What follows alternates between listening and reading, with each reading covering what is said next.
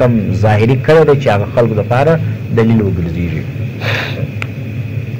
دویم د هغه وروسته خلفای راشدین 30 ساله دور لري، 10 کاله د خلفای راشدین دور ولو. حضرت ابوبکر صدیق رضی الله تعالی عنه چې نبی اسلام باندې تر ګردو مین ولو، حضرت عمر فاروق رضی الله تعالی عنه، حضرت عثمان غنی، حضرت علی رضی الله تعالی عنه. اوس دغه صحابه کرام خلفای راشدینو په دور کې 10 سواله میلاد راغلی دي. دا چې نن ځان ته عاشقان رسول وایي او چې څوک دا عمل نه کړي دا بدعت دی، هغه ته منکر میلاد وایي. نو په 10 ساله دور کې خلفای راشدینو دا عمل نه دی کړی. څوک دی وشي چې چیلنج دې زموږ و دی هغه اهل بدعتو د صوفیانو د بریلیانو ته چې خلفای راشدینو یو جلوس ایستلی او صحابه کرامو په دا ورځ باندې عید جوړ کړي. صحابه کرامو خلفای راشدینو هغه په دغه وخت کې یو محفل د میلاد جوړ کړی، پای کې نعتونه ویلي، پای کې تقریرونه کړي. نو چې نسته ته ولیکئ ته تر هغو ډېر مین یې پر نبي علیه اسلام باندې دا دین وایي، نو هغو به کولی چې دین نه دی ته ولیکئ. بیا که دین یي نو صحابه کرام نعوذ بالله د دې دین څخه ناخبره ولو، ته په خبرې په دا دین باندې د داسې دینه موږ بیزار یو چې صحابه کرامو نه یې کړی او د نن سبا احمد رضا خان و فیر صاحب رحمان یې موږ ته راشي. دا دین د ځان سره دی خوندي کړه. او درېیم دا دی دا جلوس او د دې اختر چې دی وایي عید دی، دا اسلام کې خو دوه اختره ولو، دا درېیم دغه بریلیان پکې راوایستي. نو دا درېیم اختر د کومه ځای راغلی؟ په اسلام کې عید الاضحی، عید الفطر، دا دوه اختران دي.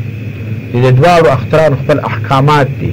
تاسو وګورئ فقه کې باب عید الفطر، باب عید الاضحی، نو د دواړو بابونه پای کې قایم دي. بیا د هر یو خپل احکامات دي. عید الاضحی کې به دا کوي، عید الفطر کې به دا کوي.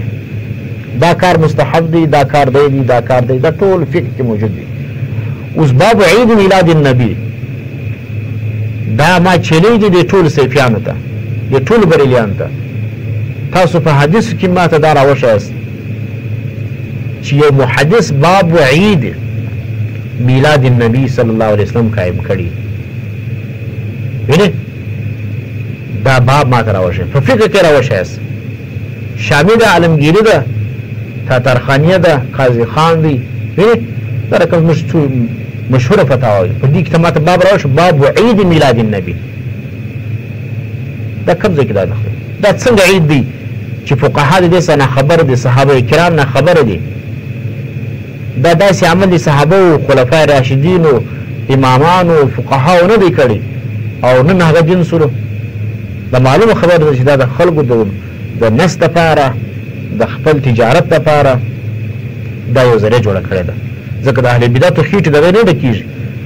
کله دین یو رقم تخریب کړي، کله دین بل رقم تخریب کړي.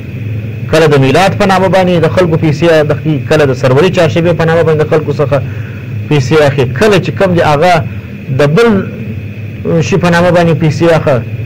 دا چې دا د اهل بدعتو د اعمال دي.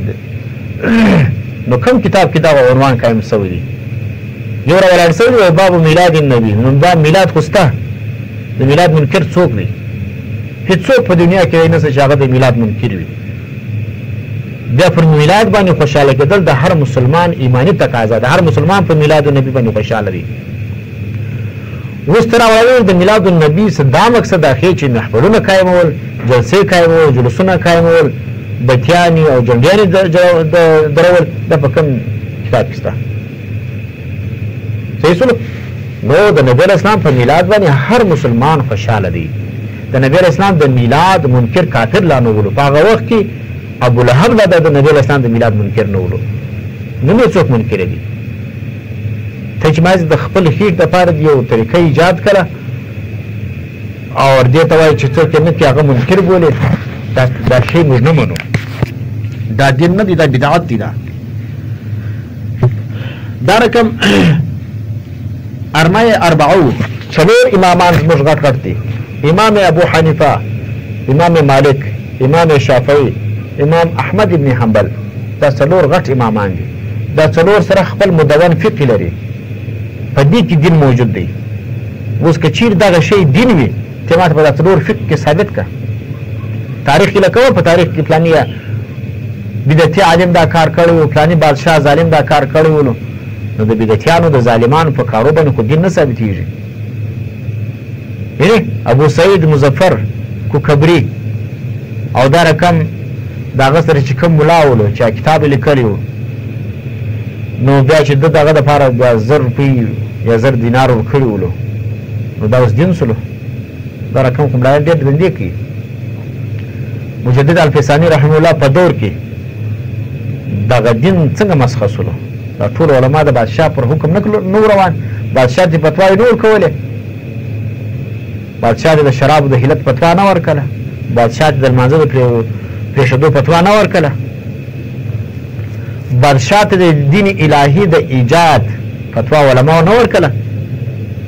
خو دا دلیل شي نه، خو بیا ته هم نه ولاړ دین الهي ایجاد کړه. نو دا غلط کارونه دا بدعات دي. دا څه دین مبرع دی، د نبی علیه السلام صحابه کرام او سنت د دې څخه مبرع دی. په څلورو فقه کې دا زما چیلنج دی د ټولو بریلیانو ته، د کې مړي دي کې ژوندي دي، د هغو په کتابو کې د ما ته ثابته کړي چې دغه میلاد باب عید میلاد النبی، ګور دا درې الفاظ، باب عید میلاد النبی یا باب محفل میلاد النبی، دا د ثابت کې دي چې کوم کتاب کې دا ذکر شوي دي، کوم فقه کې دا ذکر شوي دي، کوم امام دا عمل کړی دی. او بل دا دی شیخ عبدالقادر جیلانی